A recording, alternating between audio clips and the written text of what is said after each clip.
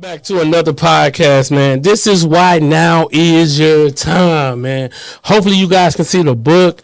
I'm very excited to have this guest on.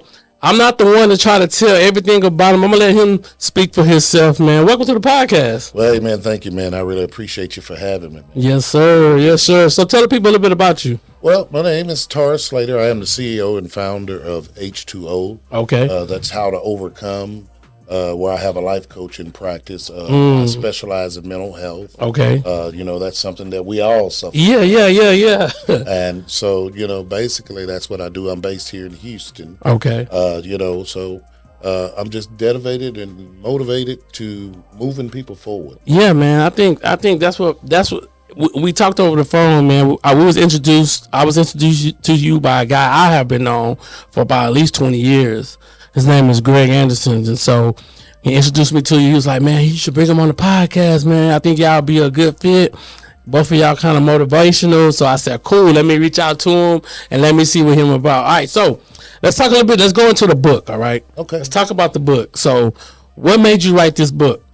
Well, it's definitely a story behind it, man. I've always been a writer. I've always been one of those people that understand the power of journaling and things of that nature. Okay. But I dedicated this book to my daughter who passed a few years ago. Me and my wife, this is the title of the book is I'm Tired of This Marriage and I Want a Divorce. Come on. It's something that I said every day in my home because that's how I felt. Come on. I was just angry in every situation. And my daughter was having a procedure in San Antonio, Texas. Okay. So, me and my wife, we needed to go down to be with her, basically take care of the kids while she was having a procedure. At that moment, I had made up my mind, man, I want a divorce. I'm done. I'm done. I don't want to do this anymore. I don't want to be married to this woman. And so she said, are you going with me to San Antonio? I said, no, because I didn't even want to be in a car with her. Man. Oh, wow. I could not stand that ride with her. And, I had my brothers and, some of my friends said, man, you're wrong. Oh, wow. You really need to go with her, man. And so just because they said it, I said, I'll go. Constructive criticism. Oh, definitely, man. Yes. And it was crazy because it was, man, the longest, quietest ride you had ever saw, man. And we got there, and when we checked into our room, man, I had made my mind up that I was about to start an argument. Oh, wow. On purpose. I wanted to live with a purpose, So I made my mind up, and what I did was ask my wife some questions, just little simple questions about, the grandkids, Come on. Why is it that this grandkid you favor more than the other? Just trying to pick anything, man. And on that day, she was very open and honest with me about it. And when she did, I said, okay, I'm going to ask some other questions. Now let's get to some of them questions that I've never asked. That you were wanting to ask. That I've been wanting to ask. So why do you think people do that, though? Man. Well, it's funny, though, and I talk about it in the book. When we have problems with our significant other, our spouse, we'll tell a stranger and never talk to your spouse about it. Wow. And we just assume that they know why you're mad. That's true. And it's crazy, so we got into a place where we were very open and honest. Come on. And she began to tell me some truths, and I began to tell her some truths. And it's crazy. The communication was so bad. Wow. And we had carried baggage around for years. Years. Come on. With no understanding of what was actually taking place. Oh, wow. And needless to say that, when we began to giving each other's truth and communicating, man, I don't have to tell you how that night ended.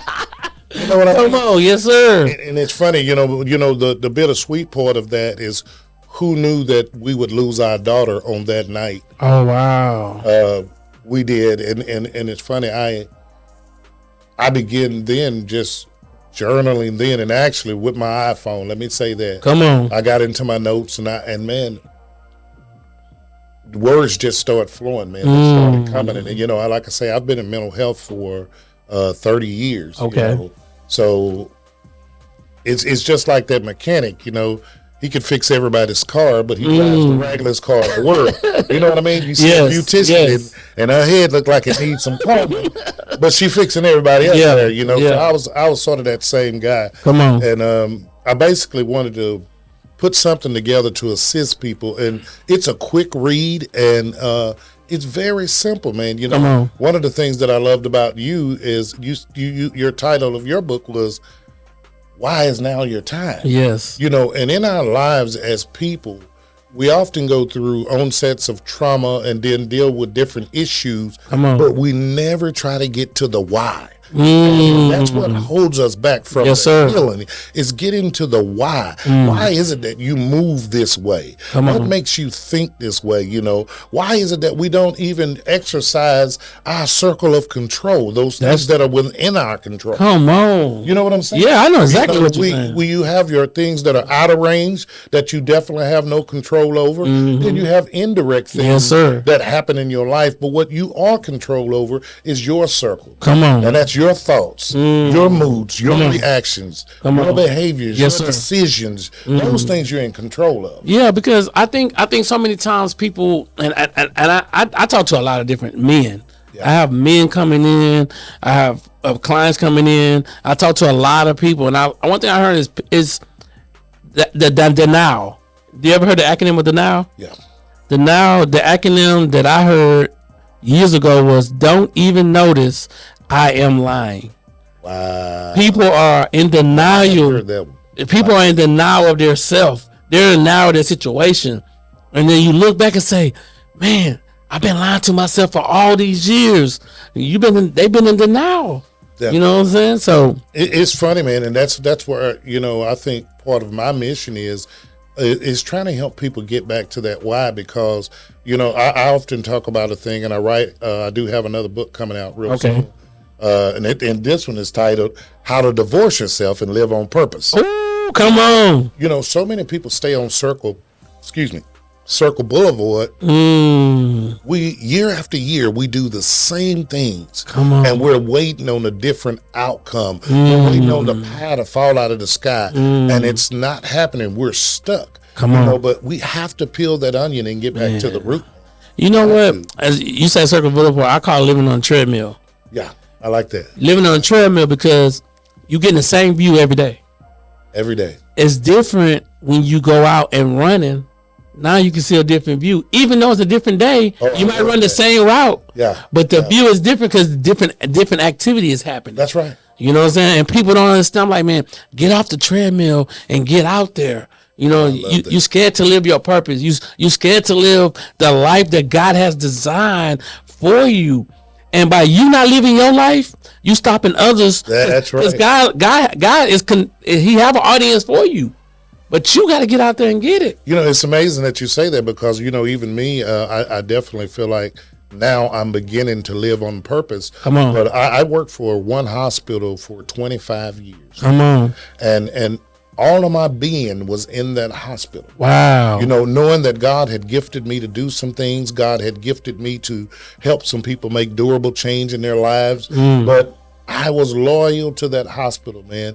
And God gave me an unction, man, that, hey, I'm finna dry the brook up. Ooh, come on. The hospital closed, and I was like, oh, my God. Come on. Oh, my God. Come on. You know, and so then, you know. That was a nervous moment, though. It was scary, man. Okay. Very scary. You know, it's funny. I talk to people all the time, and I tell them, you know, we've been around a long time. We've heard a lot of cliches. We remember Muddy Earth saying, baby God, your soul. We remember all of that, you know.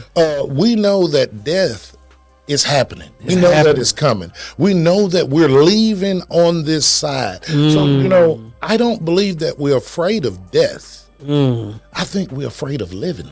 Wow. And I think that's a good point. And that's why I tell people all the time, there's more ideals at that gravesite because people didn't live their purpose. Yeah, man. And the problem is every day we wake up, we're getting closer to death. Yeah. But the most important thing is And my brand is built on 3 principles: life, brand, legacy. I tell people to design your life, create your brand, and leave your legacy. Because at the end of the day, your legacy is all you're going to have. Money, you can leave your family money. That's cool. But how many people are going to be able to go say, man, I can go read this book he gone. Man, he got 5 books. He got 10 books. Yeah. I can go read how he was thinking while he was here. That can push them to the next level, you know? That's amazing. I love that. You know, I was sitting there, you know, when I met you, I was excited, man, because we live in a dispensation of time to where people don't network. Ooh, come on. Don't. You know, people think that when I start a business that I'm going to do it all by myself because I want to profit by myself. Ooh, come on. And the thing about it is that a business without vision is absent in the first place. Come on. You know, our deal is that what I'm doing now, and I'm sure what you're doing now, we have a love for doing it. I love it. If we were doing anything else, man, it's disappointing. It's disappointing. It's living in misery, man. It's funny because I told you the hospital closed, and I've been going on some job interviews, man. And I was laughing with my wife because I said I'm going on job interviews for jobs I don't want. Ooh, man. Isn't that crazy? That's crazy. You know, for 24 years I should have been pushing my practice. You know. And I didn't, and so now that's my main focus. Any work arena I go in is going to be very temporary because I do want to live on purpose, and I want to push people to. And you know, and as it relates to the book, man, I believe in the strong family. You know, we're in a place and time to where it's common to sit around with your homeboys and talk about your side piece, and not only seek counsel from your homeboys about the issues you're having with your side piece. Come on. That's crazy when you think about it. Yes. That's crazy. You got a whole wife, and it's funny, I did a live talking about friends. Come on. You know, and I had Houdini's old song in there. Yeah, I see you. How many of us have them? I see you. Before we go any further, yeah. we identify and we put labels on so many people, and we can't even define what friendship actually is. Because, see, I don't need people in my life that agree with everything that I do. Man. I don't, man. Because you know what? People don't like constructive criticism. They get real offended. It's like, can I tell you the truth about what I think? And then some people be like, well, what are you going to say? Well, I can't tell you the truth if I got to be guarded by what I say. Wow. You know, and that's funny though, because see, that's the very thing that I'm talking about. And the reason why people get into that dialogue is because they don't know if that's their friend. Ooh, you understand? Yes, sir. Because if by definition, if it's a true friend, then I trust that if you have an issue with something that I'm doing, or you see me in a place where I need correction, then I can seek that advice from you and be like, you know what, man, I appreciate you, man. I didn't know, because we do a lot of things in our lives unconscious. We're not aware of what we're doing. Yes. And then, one of the things I know people get tired of me saying because it's very relevant, it's the cultural condition that causes us to do so many things that are not productive in our lives. So let me say something, because you just said we're not aware. You know why? We inside the frame. We can't see it. Isn't that something? So the people who are outside the frame can see a better view than you. But when you living in the frame, you can't visualize it. You like, man, you living day to day. You can't see it because you live in it. Isn't that something? And that's the crazy part. That's why I try to tell. So that's perfect, exactly what you said. Especially when it becomes a norm for you too. Come on. And I always talk to people about, the conscious, the subconscious, and how that operates. Because as individuals, man, I'm an analyst, and I'm fascinated by human behavior. Yes, sir. I'm fascinated about how the mind works. And my deal is what I tell people.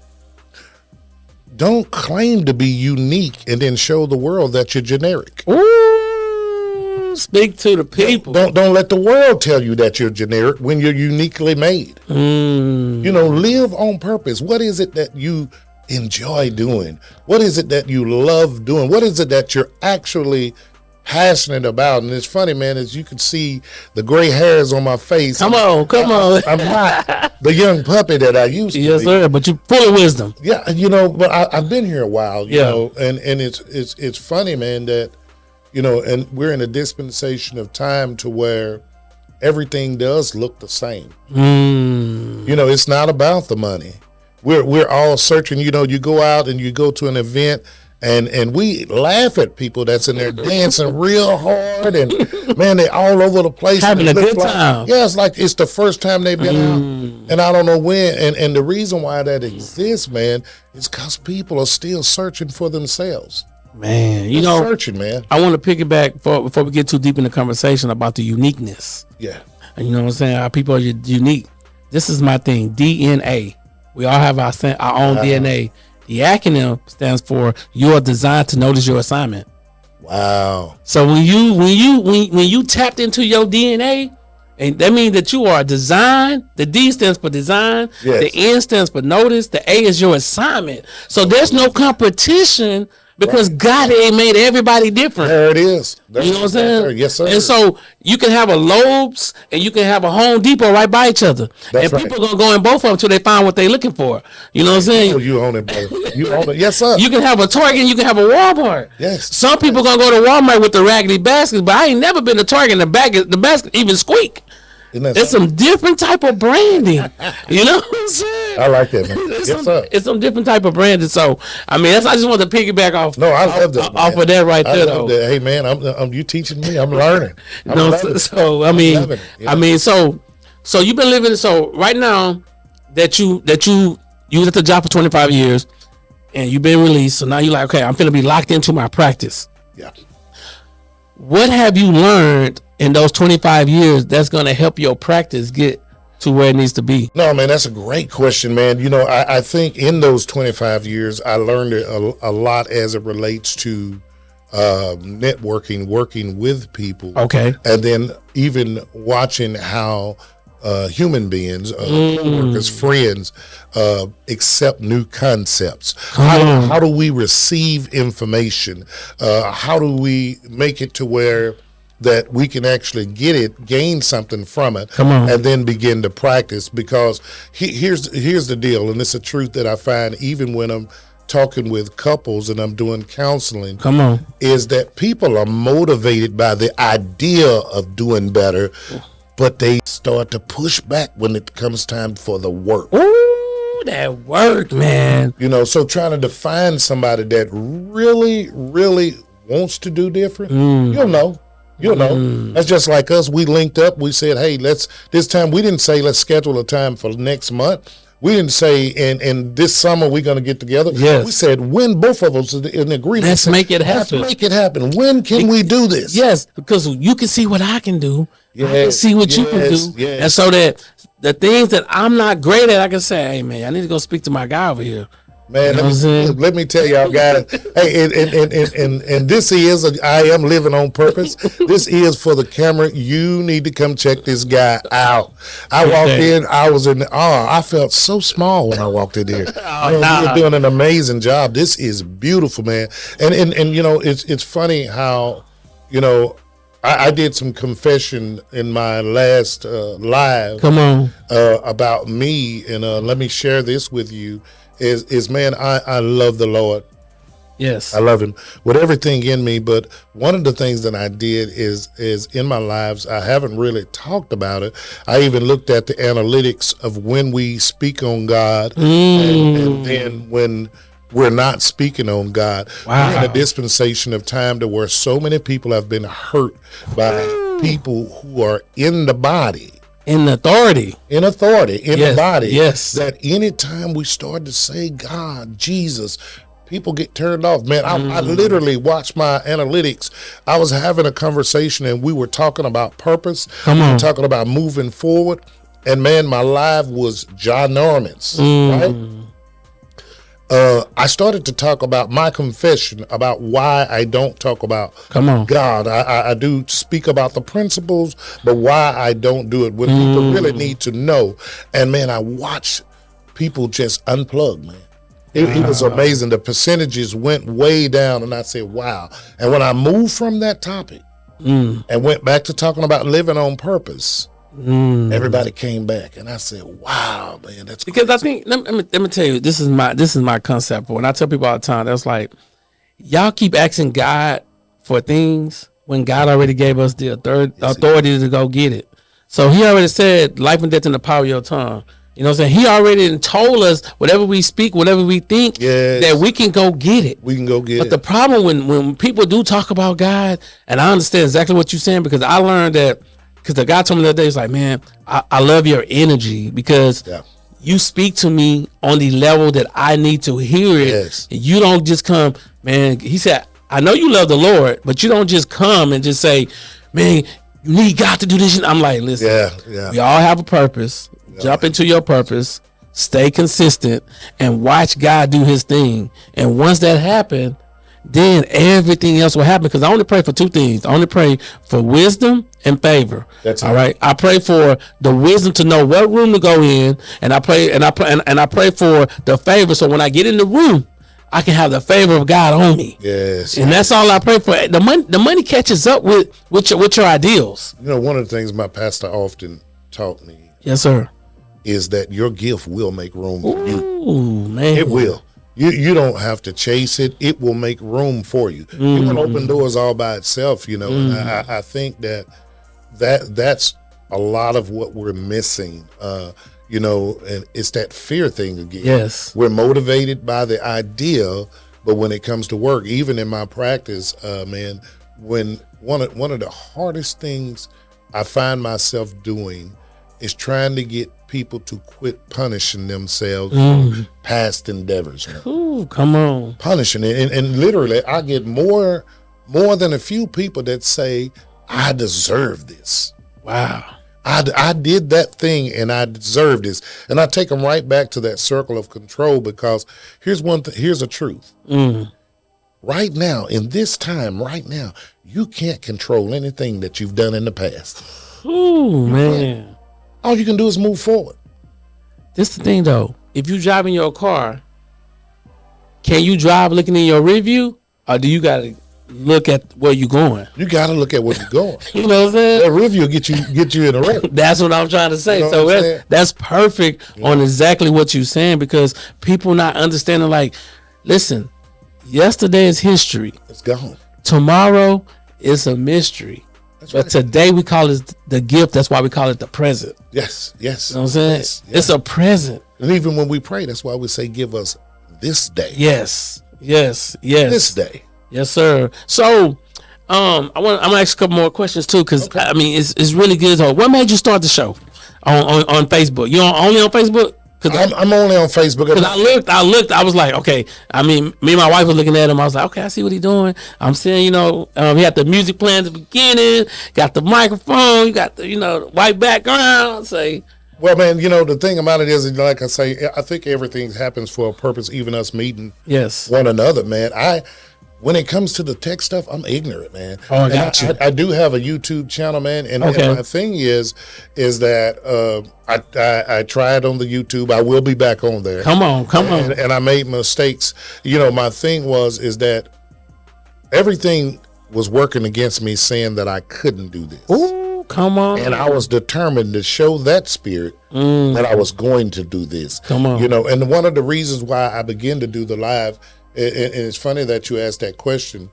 We're also in a day and time to where people will go out and we buy Jordans. Yes. We buy the finest clothes. Yes, sir. We get all the apparel to give the outward appearance that we're great, but we're broken on the inside. And here's why I started the show, though. Believe it or not, there are so many people. They'll buy those Jordans before they invest in themselves. Wow. They're broken at. So my deal is I bring up topics and we talk about things. And, I did say on one of my lives, because in my practice, I can't see everybody for free. I can't. You can't. And one of the things that I've done this year is that every time we have a donate button, and every time someone donates a session, I give a session. I got it. You know what I'm saying? Because my main goal is moving people forward. So that's what made me start the live. Definitely, I've been blessed to meet you. Yes, sir. So this is I'm praying that this is the segue, the beginning of a long-lasting relationship. Yes, sir. I already see where you can teach me, and already, Yeah. I was just amazed, even when you talked about the setup because I could see it before I came here. Come on, and that just shows yes. that your description is on point. And I'm big on communicating and things of that nature. I do believe that that's where we come short as people too, with actually communicating. Yes. You gave me a description and it was spot on. And I still, when I walked in, I was like, oh my God. Oh, that's where we at. Oh my God. Yeah. And watch this. I'm not impressed by all of this. I'm impressed by your desire to do this. Yes. Does that make sense? That make a lot of sense. I'm impressed that and because when we start talking about being driven, that's drive, brother. Yes. That's drive. Do you know how many people that have the want, have the desire, and they get stuck? Yes. And they can't move. They don't even make the first step because they feel like, and watch this, let me say, not people, let me put me on the table because come on. I often say, we never put people on the table, we put the problem on the table. Come on. So let me put me on the table for a minute. There was a time over all those years when I knew what it was I was supposed to be doing, and I was one of those guys that said, well, when I get enough money to buy this, I'll do that. So that stopped the whole process. Yes. And there are so many people out there that are future entrepreneurs and things of that are sitting in that seat. Yes. And one thing that I've learned, and it goes back to what you've asked me about the live. Come on. Live in your purpose. Yes, sir. Work with what you have. Come on. Get what it is you need. Man. Does that make sense? It makes a lot of sense because we started, and that's why we talking about. We have a class coming up. It's called Podcast Q&A. Yeah. And we started with not these fancy $2,000 cameras. We started with manual podcasting. Okay. This is mirrorless podcasting. So the difference is manual. You got to keep getting up. Yeah. Mirrorless, I can run as long as the memory card running. Wow. So and the memory card say it can run 148 straight hours. Oh wow! You know what I'm saying? Say, man, when I grow up, man, I told you when I grow up, man. Yeah. So let's talk about the reflection in the mirror. What is that you think that people are looking at when they see themselves, and why is it that? Because you said fear, and fear stands for false evidence appearing real, fail early and responsibly. That's what fear stands for, But why is it that people not taking action and they giving themselves excuses on why they're not getting it done? Because my slogan is excuses are reasons for being useless. If you want to continue to be useless, keep giving me the same darn excuses. Yeah. So what you think about? Well, and there's a reason that happens. Man, there's a Dr. Tali Sharot. She talks about that. And when we start talking about the human mind and we talk about imagery, you know how it go. Yeah. Because as guys, we've always been at that stage where we say we're going to work out, right? Yeah. And so we get in front of the mirror with our shirt off, and the first thing we do is we start making our chest jump. Because us, the image in the mirror, we already there. I'm built because we really don't want to look at the truth. And I like that because she did a TED Talk. And what she showed was the guy looking at himself in the mirror, and he had the six-pack. He was built up. He was cut up. But it was a mirror behind him. And it showed the love handles. Come on. It showed the gut. It showed the truth. You know what I mean? And in order for him to move and navigate, he had to go by what he made himself saw in that mirror. And that's saying a lot because a lot of us, we move that way. Yes. But it's only when we get to the truth and be able to see, or to be able to even take ourselves to where we say, you know what, that's who I am, but it's within my control to change that. And that's why it's important to me. I tell people, write the vision down and make it plain. Yes. Now, once you make it plain, now reverse engineer on how you're going to get there. Yes, sir. So if it costs $10,000 for all of this whole studio setup, now you got to ask yourself, okay, how can I accumulate the $10,000 in the next 6 months to a year? The problem is we living in an elephant generation. Let me explain that theory. This is my elephant theory. If I give you $1 million, I ask everybody this question. I need you to eat this elephant in the next 24 hours. Would you do it? Most people say, I'm going to do it. I'm going to say, you can't. Your body can't digest that big old elephant. Now, if you tell me I got 3 months, now I can chop them up, cook them, eat them today, eat a little bit more, you know what I'm saying? But the problem is everybody's so like, I want it right now. Yes, but you can't digest all of what I'm trying to give you. Man, I was listening to Shaquille O'Neal. You know, a lot of people, we see him and we see the wealth because he invests in so much and he keep reinventing himself. Yes. Know? But I'm one of those guys, I want to know your story. Come on. And so I was looking at him and he talked about when he first started college and he got that fast food check. Come on. He said he was walking, you know, and he said he went and he spotted a Volkswagen. Now we're talking about Shaquille O'Neal. Yeah. And he said that too big for that. Yeah. He got a fast food check for $1,800. Come on. Right? Well, the guy wanted $1,500. And so he said that he was like, man, I can buy this car and still have $300 in my pocket. He was tired of walking. Come on. And so he went and he bought the car from the man and he was ready to go. And the guy said, wait a minute. You got to have some insurance. Come on. You need some driver's license. Come on. And you got to get it registered. And he said when the guy told him how much that cost, it blew his mind and he realized he wasn't ready for a car. Got you. But and I said that to say this. When we talk about the vision and writing it down and making it plain, you have to actually know what you want before you actually want something. I hope that makes sense. Because a lot of times the sacrifice to get it. Yes. The sacrifice is get it. It's bigger than are you willing to make the sacrifice to get that thing that you really want? Yes. Because this is the thing. Because I spoke to a guy that he said, man, my life is hard, man. I've been crying, I've been emotional. Now he was telling me this. I said, well, guess what? I said, you know that defibrillator you put in your heart? I said, the minute it go beep, that mean what? He said, you dead. That's right. Long as it's going doom, doom, doom, doom. That's right. Long as life going up and down, you living. Yes. I said, this time shall pass, but you got to work on it, making it pass. You know what I'm saying? But releasing those tears it's pains of joy. Because it helps you release your greatness. He was like, oh, man, I never thought about that. It's funny, though, you know, and this is what I tell a lot of our younger guys. Come on. Man, put yourself around somebody who's doing something.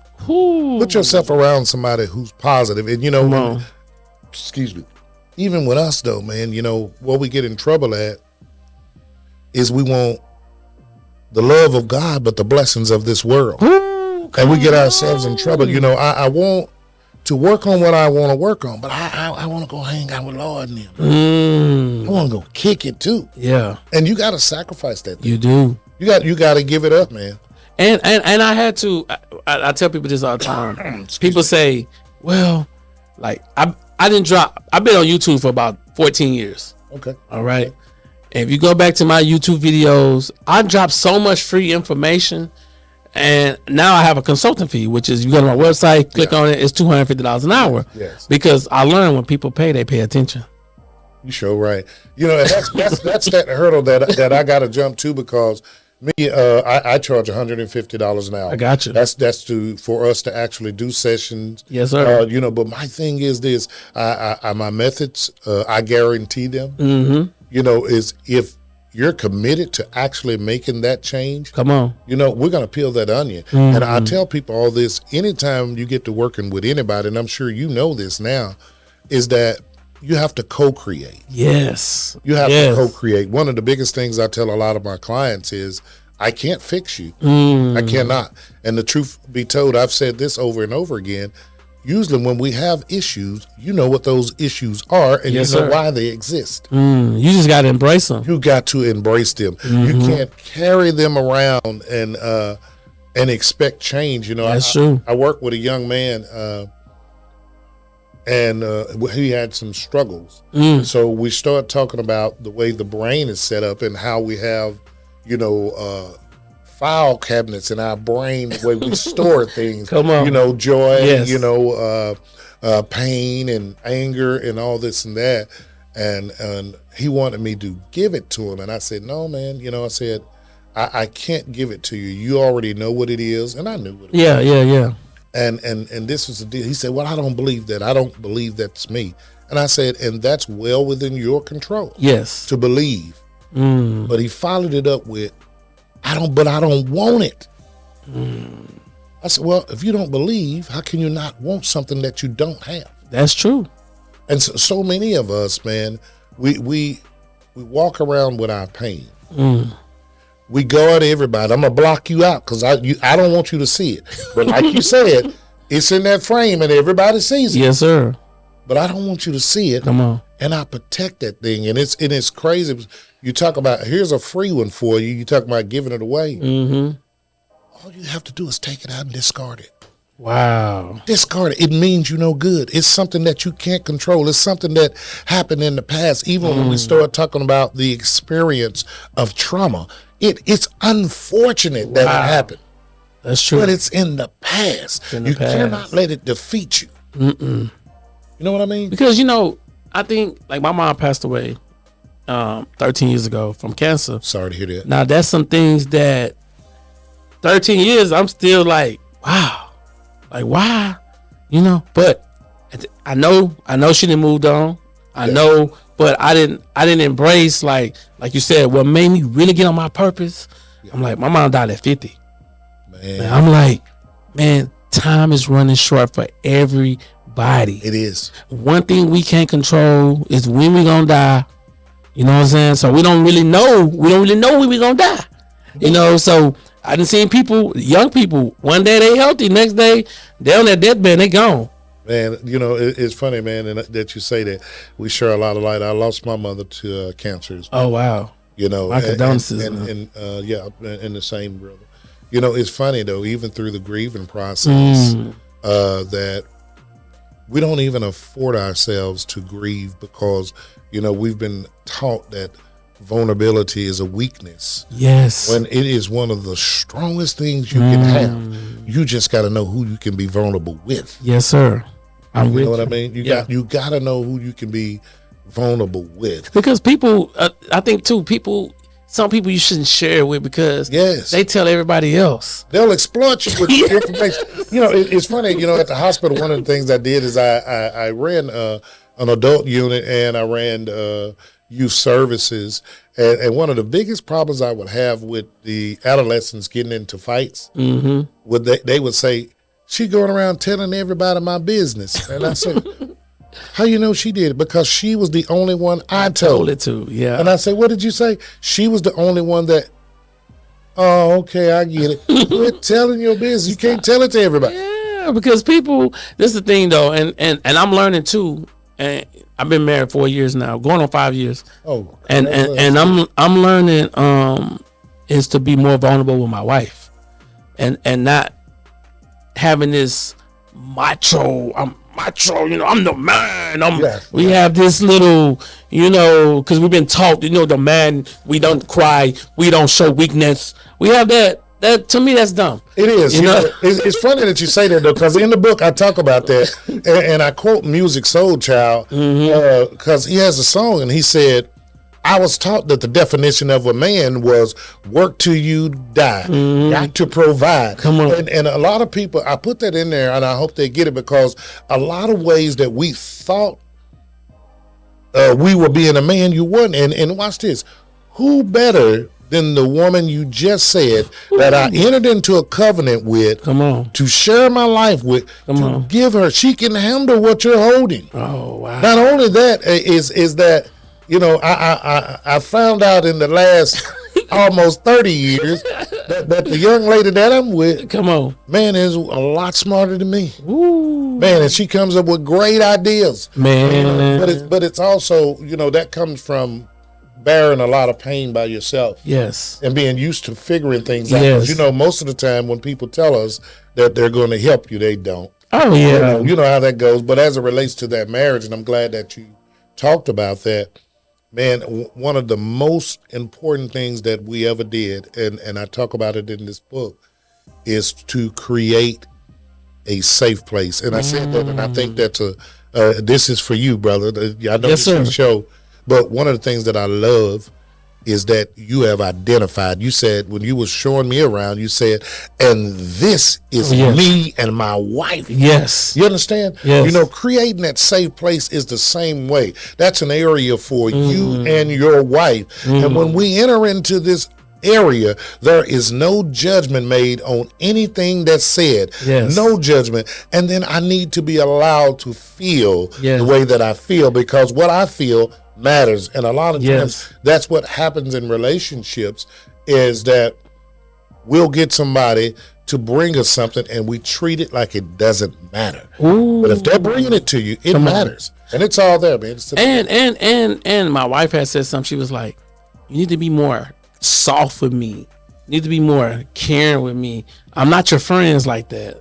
Like, you don't have to be hard all the time around me. And I'm like, you know what? That's true. That's so true, man. But I stopped being in denial and said, you know what? You're right. I got to be more soft with you. I got to be more loving. I got to learn how to cuddle when I want to have sex. I got to learn, you know what I'm saying? Like, those things, it's deep. It is deep. Here's the thing. A good friend of mine, man, who's a therapist, I had somebody, man, that all he did was fight, man. One of my kids, all they did was fight. Come on.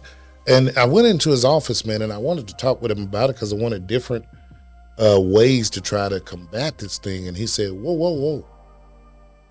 First, let's talk about what is she fighting for. Now, that's good. That's good. And this here made so much sense to me. And he said, say, man, I understand you giving her different skills. He said, but one thing that you don't want to do is declaw a tiger and then throw them back in the jungle. Ooh. And I said that to say this in your marriage. What your wife is saying, she's not trying to declaw you. Yeah. But she's saying, you don't need your claws while you're with me. I don't want to take them away. I need you to step up when you need to step up, but we're in a safe place. Yes. And in this safe place, you can be the teddy bear with me. Man. Does that make sense? Yeah, that makes a lot of sense. And that's why I'm learning, we've been together 8 years, married 4, and I'm learning, like, man, like, it's just, okay, I gotta be vulnerable. I gotta come home and not work no more and cater to her needs. And I just can't keep working. And she's like, no. That work gonna be there tomorrow. Yeah. Give me your attention right now. You know what I'm saying? Those things. So let's talk a little bit about life coaching. Okay. All right. Why is it so important for people to have a life coach? And before you say that, I always tell people this. If I give you my address in another state and I don't give you and you don't have a GPS, yes, how you gonna find me? That's right. A life coach, is a mentor, a life coach, whatever you want to call them, because some people life coach, mentors. I know life coach. I'm gonna let you explain that. You need that GPS. So, what's the difference between a life coach and a mentor, and why should people have a life coach? Well, the thing about with a mentor is going to be there to support you in your time, or whatever you're going through. The difference of one of the questions I get asked the most is the difference between a life coach and a therapist. Okay. The therapist definitely deals with an own set of trauma, which I do too because my background is mental health. Okay, but a life coach is your accountability partner. Okay, so that's what people need to know. You need both. You gotta have it. Okay, I got you. You gotta have it. And the truth of the matter is, the one thing when you talk about the relationship of the life coach is not going to ask you to do anything.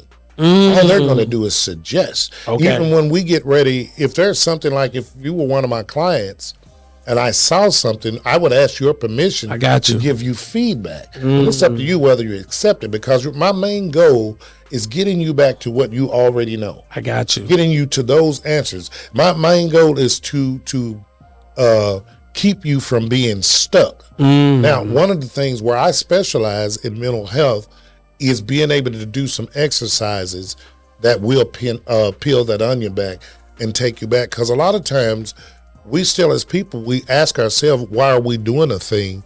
And some of these things date way back to trauma that happened when you was a child. Yes. You know what I mean? Yes. I often talk about PTSD, and when the way our minds are perverted, when we hear that, we think about military.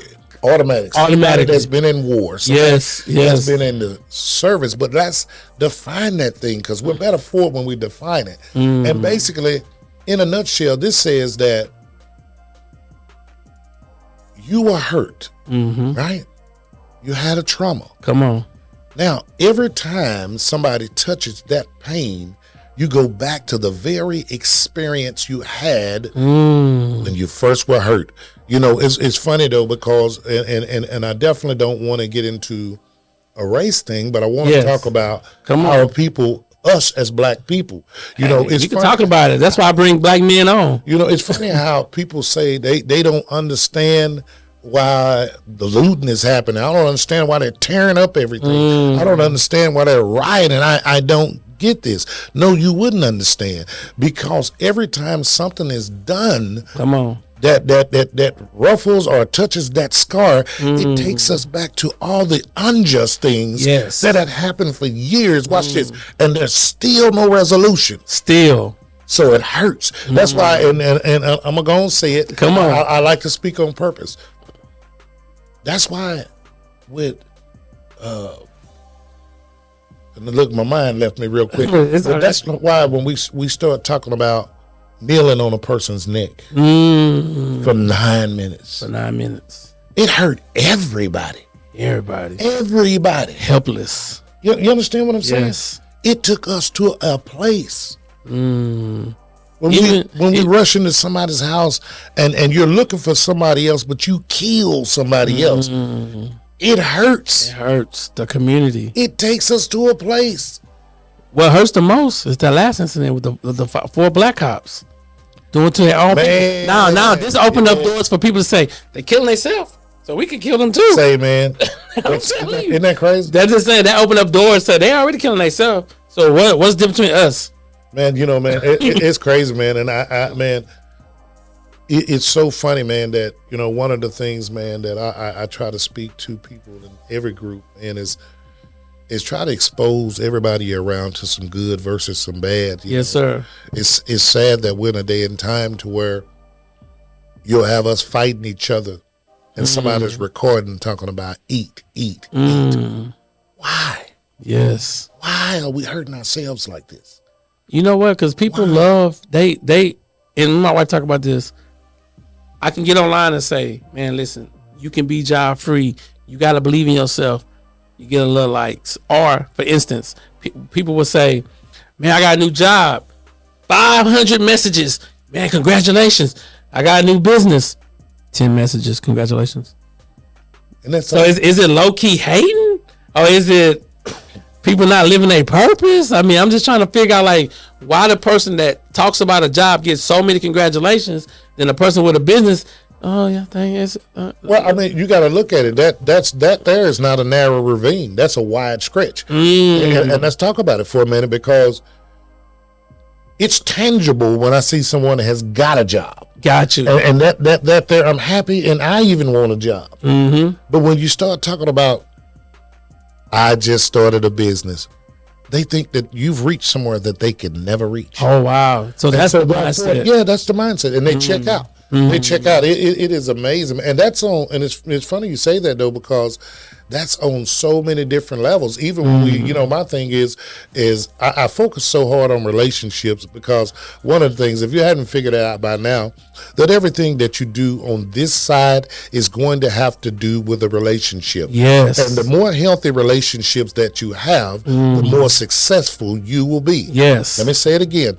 The more healthy relationships, yes, sir, that you have, the more successful you will be. Even when it comes to spousal or marriages, everybody likes the idea of a beautiful marriage, but they don't believe they exist. And this is why we spotlight this month. We're spotlighting black couples, couplepreneurs. Yeah, I like that. They couples that's black and they are successful. And reason why is because the world tends to see one or two people getting a divorce and say, oh man, everybody not happy.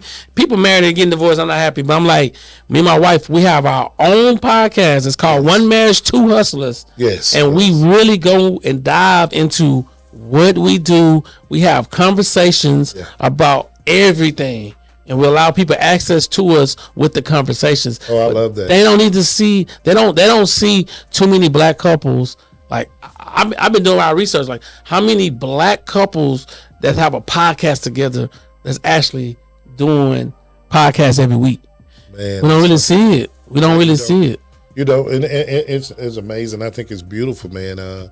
Definitely, and that y'all are putting that out there because, you know, one of the greatest communicators we can ever have is to model something. And if we model that, and then even if you catch one couple, you know, it's amazing. You know, it's even when I wrote the book, everybody that, you know, that I signed autographs for and that actually got a book out of my hand, most of them were women, you know. Come on. And this is what they would say to me is, I need this because he be tripping, and I have to stop him and tell him, this book is not meant to fix your spouse. It's for you. Yes. It's for you. It's to identify some situations in your relationship so that you can make doable change. And like I say, it's a quick read, man. But I could tell you in a nutshell, basically in this book, I define what, and that says a lot. I define who, and I define why.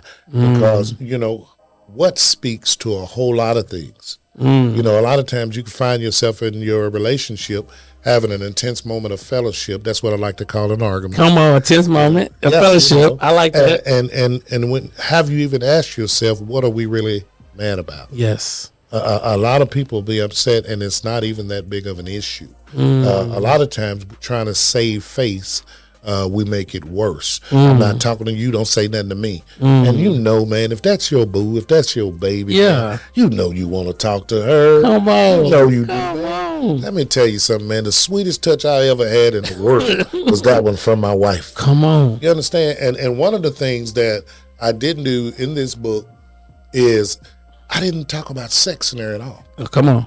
Because here's my thing. If you have a healthy relationship, all of that will fall in place. Oh, that's going to fall in place. It's going to fall in place, that's especially when we learn to be intimate. It took me many years to understand that I was in a committed relationship, but I wasn't committed to the relationship. That's deep. That's deep. Does it make sense? Yeah, that makes a lot of sense. It wasn't until I saw the beauty of the commitment that I began to even look at my marriage different. You know, and watch this. You heard me say, I was the one saying that I was going to leave every day. Oh, wow. So much that my wife got tired of it, and she was like, I wish you go and leave. Go talking about it. Get gone. Get gone. Get. You know what I mean? So much, you know, and I never meant it when I was saying it. I knew that it was something that would trigger her. And I think those triggers, and this is what I learned. That's why I try to I study my wife. So when I hear her say things, and I was like, let me put it in my notes so I can remember. This is what she like. This is what she don't like. This is, you know, this is how the last time I made her mad. You know, nothing's gonna be perfect, but I love her so much that the argument is not gonna make us divorce each other. You know. So if you can go back and tell your 13-year-old self, what would you tell your 13-year-old self so that you can be more successful for today? If I could go back and tell my 13-year-old self, anything, I would tell my 13-year-old self, it's going to be okay. That's good. You will be all right. This too shall pass. Come on. You know, because if I'm speaking, and man, that was a wonderful, beautiful question. Yes. Because if I'm speaking truth to power, and maybe this may help somebody out there when we talk about youth and our kids. Our kids nowadays deal with so many grown-up situations. Yes. And I think that unconsciously we forget that children are people too. Yes. We forget that. And so therefore they are around a lot of adult situations and they're trying to make an understanding, and you saying you ain't old enough and things without explaining anything to them. So, you know, at 13, I was left to figure out Come on. things by myself. It's tough too. I had to figure it out by myself. I've been there. I didn't know which way to watch this as it relates to, and let me say this, I despised my father at that time. So, and my father was a well-known pastor. Come on. Mentor over many churches. Wow. But I despised him because I didn't understand as a young man why he didn't want nothing to do with me. That's deep. You understand? So I had that anger. I was, man, matter of fact, I was a person that if somebody mentioned Jesus, the Lord, or this and that, man, I'm finna sick you on me. Come on. I got something for everything you say, man. Come on. And you know, that's where my mind was for many, many years, man. Yes. And there's so many kids that's where they are, man, especially when we start talking about children that are raised by a single parent. Come on. And let me follow that up. As an adult, it took me, man, I was away from my father for 25 years. Come on. I was afforded, though, the time to forgive myself and forgive my father. Talk about it. I did reach out in love. Come on. You know, right before, and it's crazy how life works because a little after I did that, he passed. But I did have that opportunity. I toted around a lot of baggage, man. And like you were saying earlier, my idea of being a man, because it's something about DNA. Come on. You heard me say, I despise my father. Come on. Man, I turned out in so many ways just like him. Wow. My father had a bunch of kids, and guess what? I have a bunch of kids. I love them all. I mean, the generational curse is real. Hey, man, it is real. It's real. I said I'd be nothing like him, man. And a lot of things I turned out just like him. You know, as it relates to the body. But I do think, and let me say this, I thank God that my sacraments are true. That God entered into my life. Come on. To make a change. And we're not gonna have church. Yeah, but the truth need to be heard. Yeah. You know what I'm saying? It's amazing, man. All right, so we got a tune capsule about this big. All right? Yeah. It's about this long, maybe this big. You can leave 3 things in there for people to remember you by. What would it be? Wow, that's deep.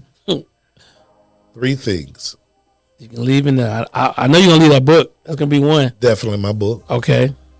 And then my story. Your story.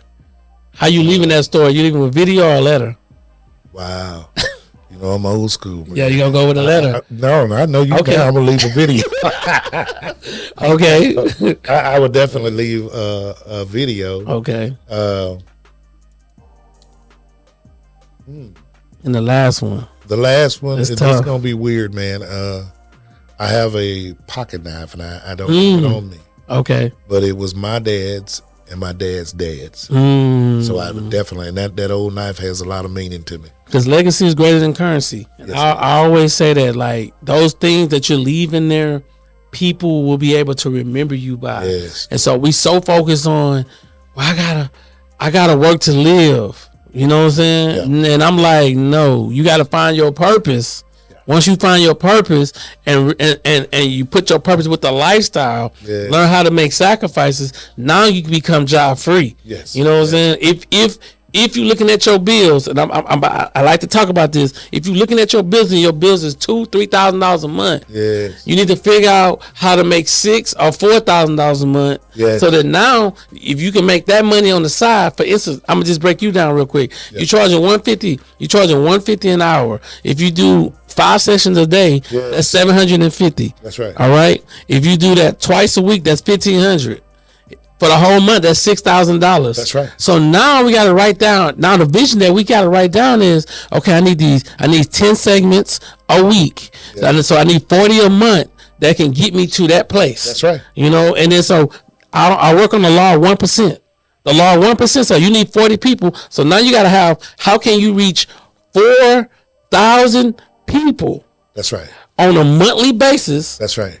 How can you reach those people to get, which is about roughly 100 people a day, whatever. It's a small number. So you reaching 4,000 people a month to get 40 sessions that can get you to $6,000. that's reverse engineering your thinking. Hey man, I love it, and I know this was ordained because if my wife was here, she'll tell you. I told her, I said, when I see 5 people a day, come on, I'm gonna stop working. Come on, and I'm close. I'm close. I'm very close. Come on, man. And I think, and I think I like to talk about like that's important because my biggest thing is, life without purpose has no meaning, and making sure that you leave information. We're gonna swap books today. I'm gonna sign up for you, and making sure that you leave information. Pull that big old book out, bro. Listen, that book was 10 years in the making, and I'm gonna tell you, I couldn't release that book until I found my wife. Oh wow!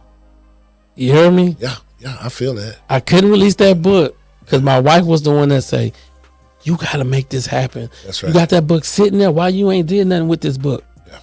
You need to make this happen. Stop playing with your time. I do a lot of things consulting too, and it's funny that and I know you probably laugh at me being as old as I am, but I do get to have a laugh too. I have some people, man, and I go around them, and man, they tell me they writing a book, and they hand you this big ream of paper, and I'm like, you don't have to do it like that. You don't have to do it like that anymore. So, I do that as well too. I do some consulting on the side. I do motivational speaking. Yes. I do help people write books. Yes. Which I try to pay it forward because the gentleman that introduced us, me and him been knowing each other over 20 something years, and so I try to pay it forward. So, last couple questions. Yeah. And I like to ask this question. So when I told you about the studio, what was you thinking? And then when you got here, what was your thoughts? Man, when you told me about the studio, like I say, your description was good, man. It was very good. And I was like, oh, that's pretty cool. That was pretty cool. But I never imagined when I walked in here, I was like, oh, this guy's living on purpose. Yes, sir. This guy, he's doing what he loves. Oh my God, man, this is beautiful, man. This is beautiful, man. And I look, I'm not saying it for the podcast. I'm saying this for you. If you have that something in you, and you want to get on a podcast, or you want to learn about a podcast, I'm telling you, this is the guy. This is the guy. I'm telling you. I appreciate it. This is the guy. So is there anything you want to ask me? Because I like to flip the questions over at the end of the podcast. Anything you want to ask me? Because I've been asking all the questions. So okay, yeah, there is a question that I want to ask, man. Come on. How did you go from the paralyzed phase to the actually getting up and walking phase, doing this, walking in your purpose? Well, first of all, I'm 43. I started the business at 18. Okay. But it took me about 22 years to get job free. Wow. So it took me 22 years. But one day, man, I was just like, people used to always tell me, man, you can't keep jobs. You can't, because I used to be like, man, I'm going to be an entrepreneur. I don't care what nobody say, And I said, man, I'll be an author one day. I had all these ambitions, but I had to find mentors. Okay. I probably read about 900 books right now. Wow. I'm always reading and seeking advice. And even though some of the books I read, they kind of like parallel to each other. I read a lot of self-motivational, how to communicate, how to market. Yes. I read all that stuff. And man, it just hit me one day. I was like, man, I gotta go live my purpose. I just can't, And then a guy told me, he said, man, you just gotta figure out your bills, and figure out your purpose. Yeah. You know what I'm saying? And then you start to live your paycheck on purpose. Yeah. So I was like, well, explain that again. He said, figure out your bills, figure out your purpose, how much you need to make to pay your bills. Then take your paycheck and start living your paycheck on purpose. Stop living to pay bills. Live to take some of your paycheck to figure out what you got to do to move your purpose. Yes. That was made me. When I walked away from the railroad, people was like, are you crazy? I'm like, I'm absolutely crazy. Man. Then they come here, they like, oh my God. Yes. I see what you're doing. Yes. And so I just made my mind up. That's why I said my brand is Why Now Is Your Time.